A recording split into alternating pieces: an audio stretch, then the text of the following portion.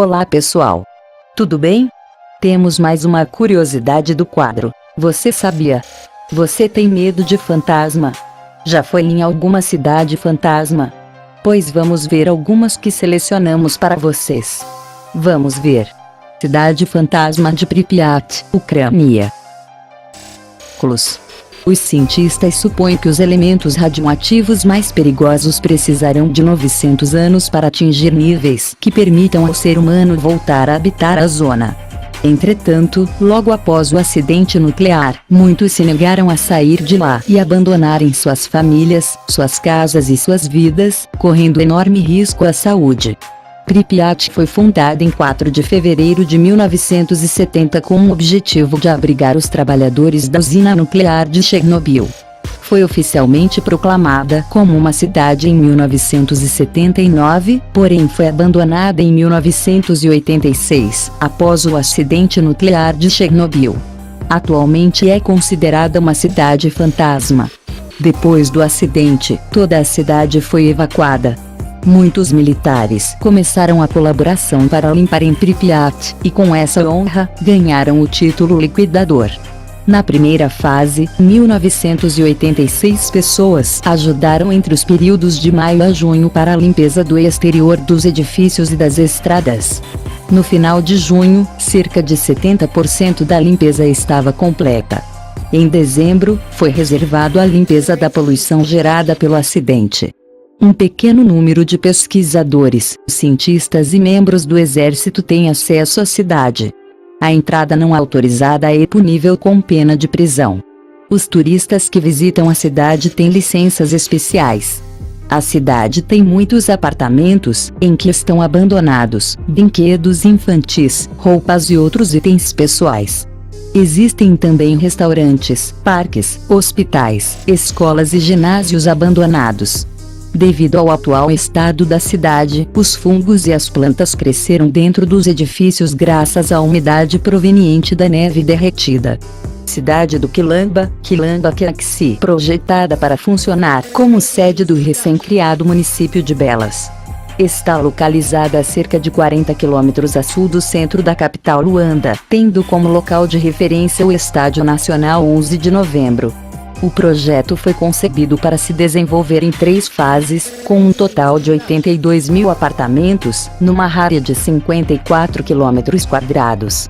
A primeira pedra do empreendimento foi lançada no dia 31 de agosto de 2008, sendo a cidade oficialmente inaugurada a 11 de julho de 2011 pelo presidente da República José Eduardo dos Santos.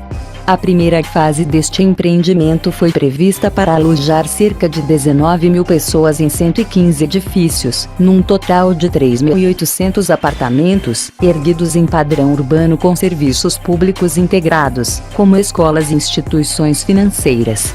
Segundo a administração da Sonangol, a formalização da primeira entrega da empreitada comporta 10 quilômetros de estrada, 48 lojas, parques de estacionamento, paragens para transporte públicos, entre outros equipamentos urbanos.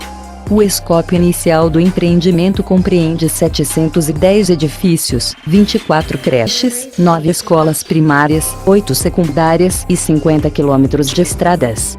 Os prédios estão dispostos em 4 quarteirões, equipados com 4 jardins de infância, 2 escolas primárias e uma secundária.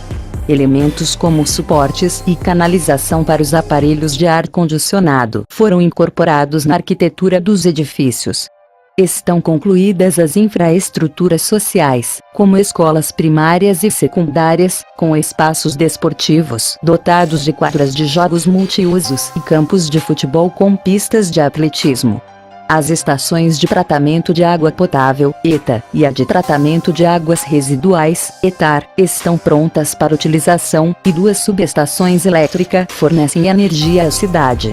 A cidade foi construída sem barreiras arquitetônicas, de modo a que as pessoas portadoras de deficiência possam circular de forma autônoma e com segurança.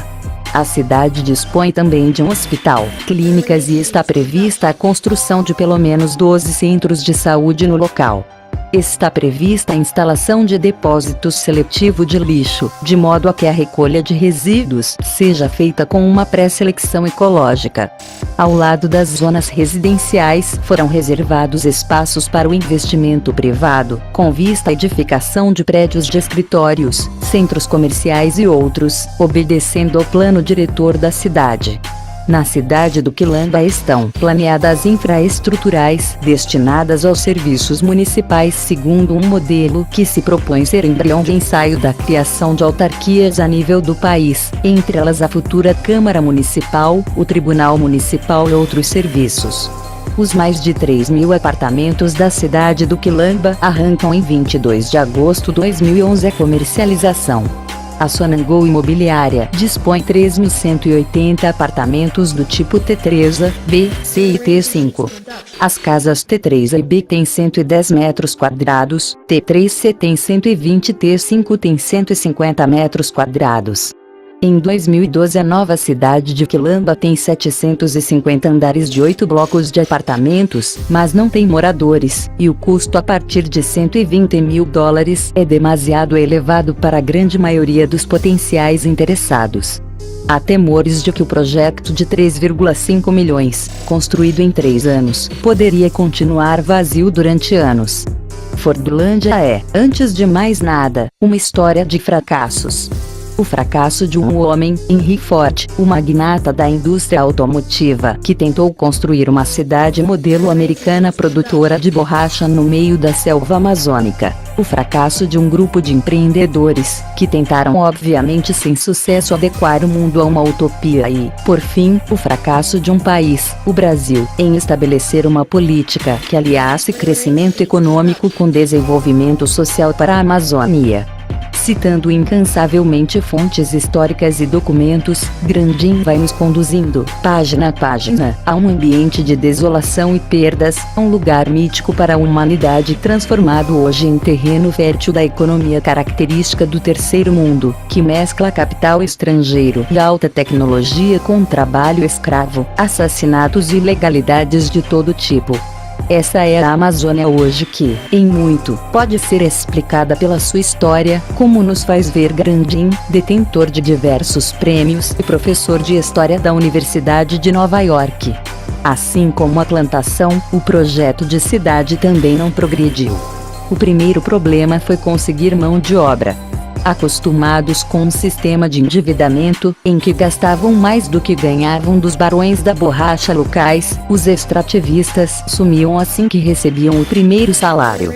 Eles voltavam para suas famílias, em algum lugar onde podiam plantar e subsistir da pesca e agricultura, sem ajuda de salário, pois muitos bens eram adquiridos por permuta.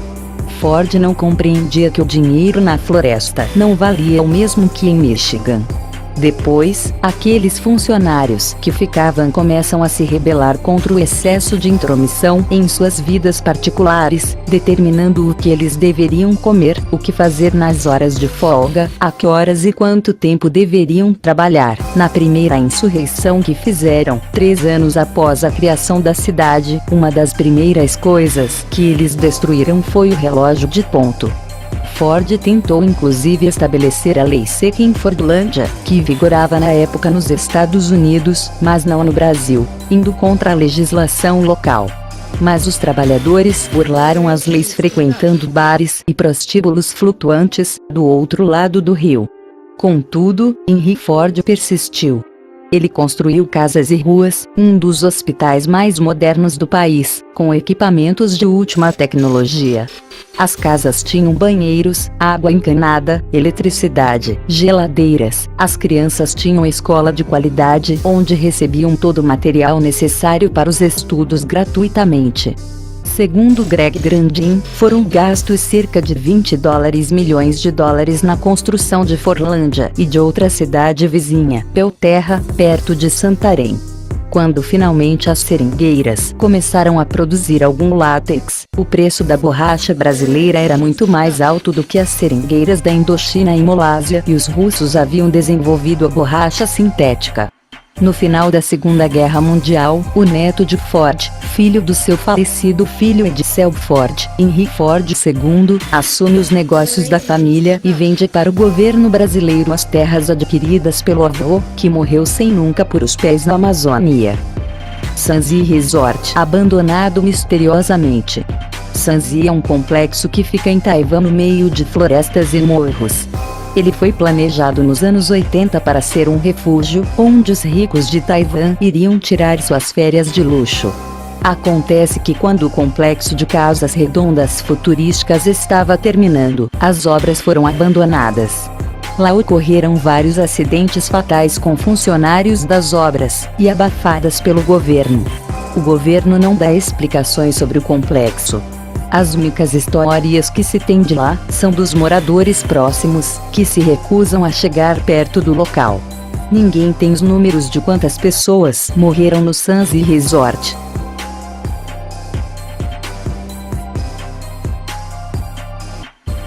E é isso pessoal. Que assustador, né? Mas eu não moraria em uma cidade dessa não.